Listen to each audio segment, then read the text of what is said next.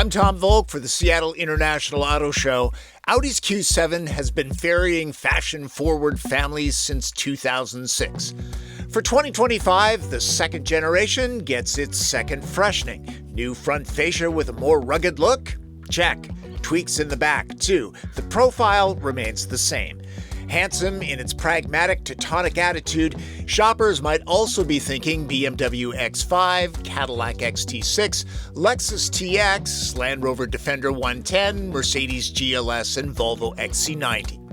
If you have a larger family and you want to drive an Audi, then the Q7 is what you're going to be looking at because the brand does not make vans and the Q8 only seats 5. The Q7 lives up to its name. Every trim level seats 7. I'm at an Audi event near Park City, Utah, where the Four Rings folks are pointing us auto riders onto beautiful winding roads.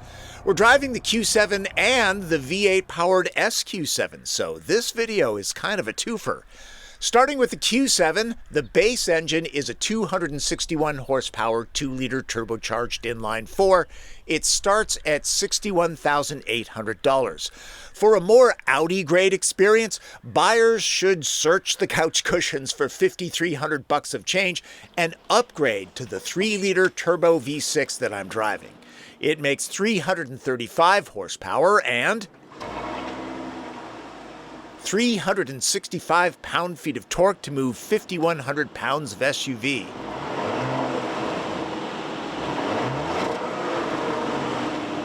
Handling the cog swaps is an 8-speed transmission. The selector has ingot-like weight and heft. It's really nice. Manual shifting is done there and here.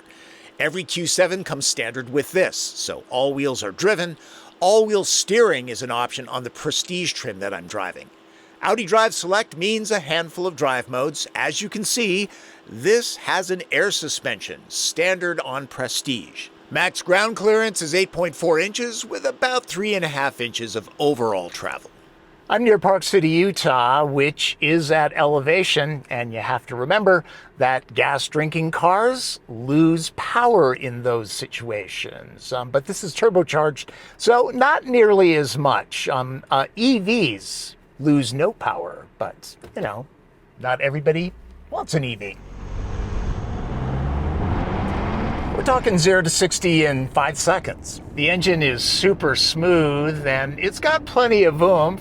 I'm on a 2-lane road here, and if there were a slow-moving RV, I could pass it no sweat. Even at altitude, there's no issue on the drive route's steep grades. Fully kitted out with an MSRP just shy of $89,000.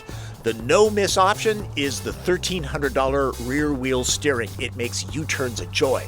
Q7 is athletic, a pleasant surprise for parents who take driving dynamics seriously. It's poised on this winding pavement. Steering weight is about perfect. The Q7's drive modes really do make a difference. For example, you're hauling the family around, throw it into comfort, and everyone will be happy. But then there are times like this, when you're on a nice twisty road and all alone. Throw it into dynamic, and it's not bad. I mean, come on. It's not a sports car, it's a 3-row SUV. But, it's entertaining. The ride quality never gets flinty. With acoustically laminated side glass front and rear, this is a hushed ride. Mash the throttle, and the turbo V6 is a distant burble. On specified premium fuel, the EPA average fuel economy is 20 miles per gallon. Q7 is not available with a hybrid powertrain. The 4-cylinder is going to be a little bit more efficient, but at least this isn't as thirsty as the SQ7. A great segue. For those with the need for speed and the wallet it requires, the SQ7 is a rapid transit system. As tested, this fully optioned Prestige trim with soft closing doors and extended leather interior package retails for $116,000 if you're thinking of raiding the kids' college fund. All-wheel steering and sport adaptive air suspension are standard. SQ unlocks the $6,000 S Sport package with active roll stabilization and sport rear differential. It's ID'd by red brake calipers. There's purposeful rubber on 21-inch wheels. 22s are an option. The SQ's cabin gets an attitude change, even down low. Wood trim is switched out for this. Yes, it's real. Gulping premium gas at an EPA-rated average of 17 miles per gallon, the 4-liter twin-turbocharged V8 pumps out 500 horses, 568 pound-feet, and a baritone growl rivaled only by Elvis and Johnny Cash.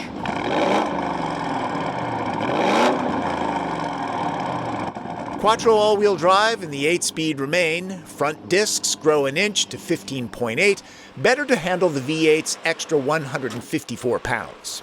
SQ7 has the V8, so duh, it's going to be faster, about 1.5 seconds quicker to 60 miles an hour, according to Audi. I think it's faster than 4 seconds flat. And then there's the sound of the V8, which is lovely. I love EVs and their instant torque, but I gotta say, I'm gonna miss that sound. At speeds I won't admit to hitting, for professional testing reasons, of course, SQ7 is supremely composed with the faint, smooth rush of wind sounding like a sharper image white noise generator in the next room. It's easy to drive fast, kind of hard to drive slow. Considering the weight, the ride height, and the fact that this has seating for 7, it really shouldn't be able to carve up corners the way it does. I mean, it's sort of like a sports car for 7 people, and the chassis is the same one that's used under Lamborghini Urus and Porsche Cayenne. The S Sport package noticeably tames body roll. It's genuine fun hucking the SQ on Utah's well-maintained roads. There are a few rough patches of pavement. Even in the most aggressive dynamic mode, my spine is spared. Kudos to the suspension team. Both the V6 and V8 can tow up to 7,700 pounds. Audi has a reputation for crafted cabins. It's not resting on its laurels. This is the Q7 interior with open-pore wood. Yes, of course, it's real. 2025 models don't look much different from 24s. There's no wall-to-wall LCD screen. That seems to be the rage these days.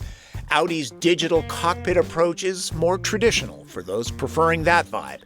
New for 2025 is the ability to add themes to the cockpit, including MLS team livery. Themes change the screen wallpaper and the dramatic ambient lighting. At the prestige level, Audi delivers excellent LED headlights with laser light. Once Uncle Sam gets around to updating the rules, Audi can unlock their full potential. In the meantime, an owner can choose the DRL pattern. Same goes for the taillights on prestige trims since they're OLED. Q7's heated, vented, and massaging leather seats are quite supportive. The $4,900 Bang & Olufsen 3D audio is rich, punchy, and immersive. Thumbs up there. The interface doesn't seem to change much for 2025.